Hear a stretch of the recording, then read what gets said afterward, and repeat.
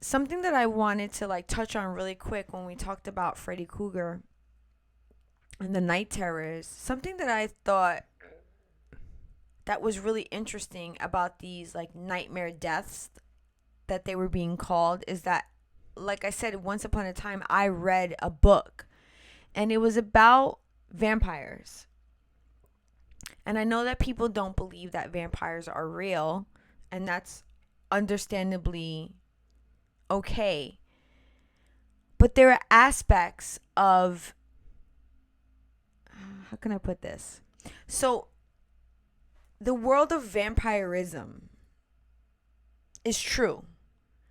Now, vampires, how they are portrayed in TV and film, not necessarily true.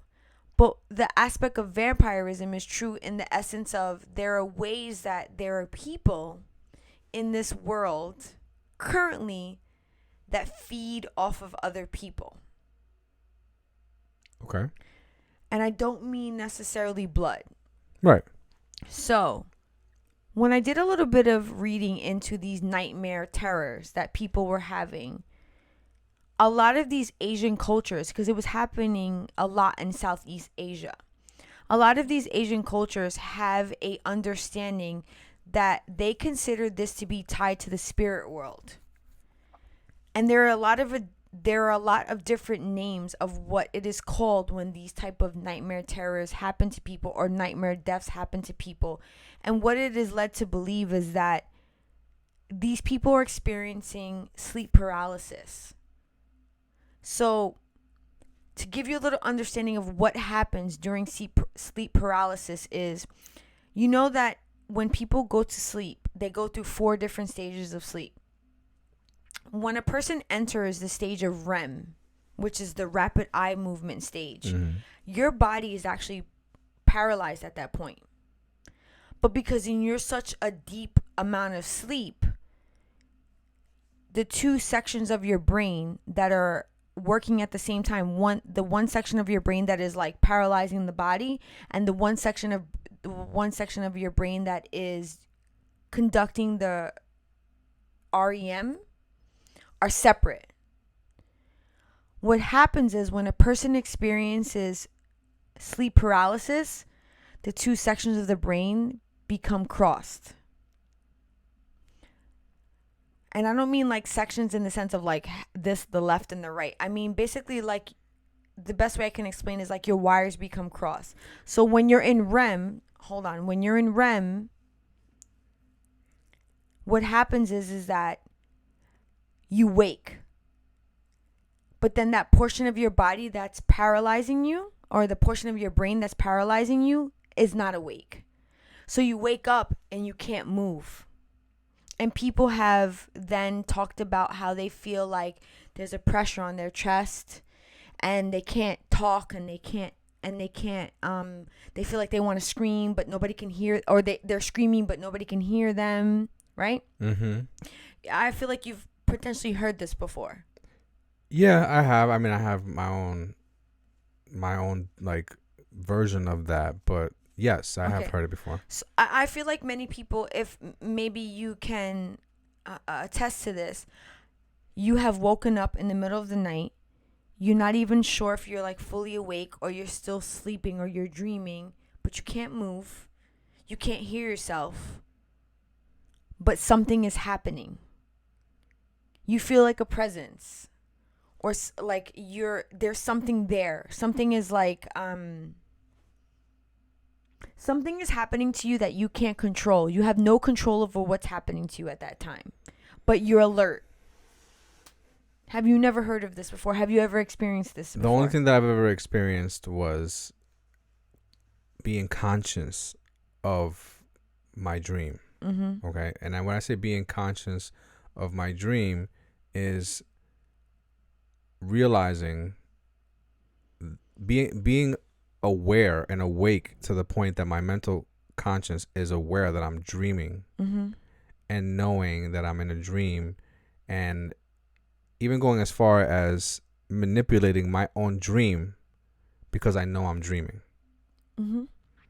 Right? So there's been times where I feel like I've become conscious, but I'm still very much immersed in my dream, where my dream is taking place, is playing out in the way that it is, whatever story it might be playing out.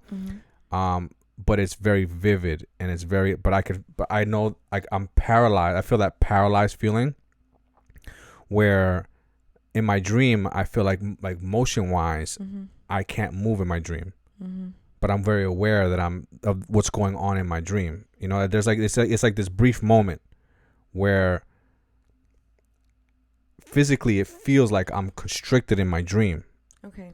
Because consciously I'm very, like, I'm aware that I'm dreaming, but I'm also like almost awake. Okay. You know, it's like this weird space.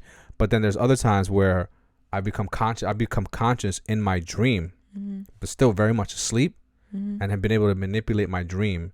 Like, so I remember, like, I've vividly saying to myself, like, wow, I'm dreaming, and like, I'm gonna manipulate this and do things in my dream that are mind blowing.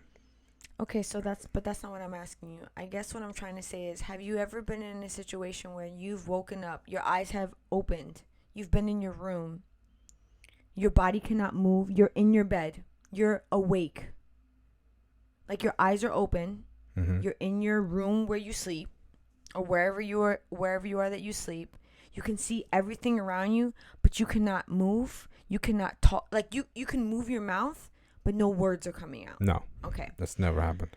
It's happened to me before. That's crazy. It's actually happened to me a couple times, and this is what is considered sleep paralysis. From this book that I read, a lot of different cultures will call this something different. The English term is just sleep paralysis. Okay.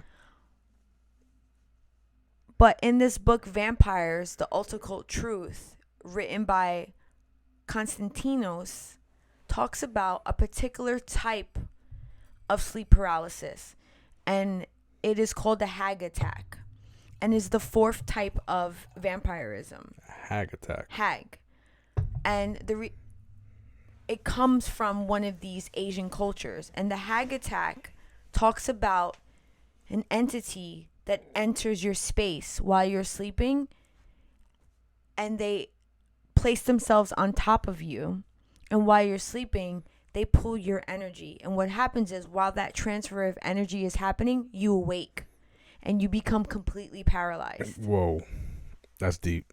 Yeah. Now if you look into a little bit of these cultures and their belief in this tie between you sleeping in the spirit world, they talk a lot about that there is an entity that enters into your realm, that they pull from your energy, and now you are completely paralyzed, but you are awake, and you feel, that's why a lot of people say that they feel this pressure on them, they feel this like weight on their chest.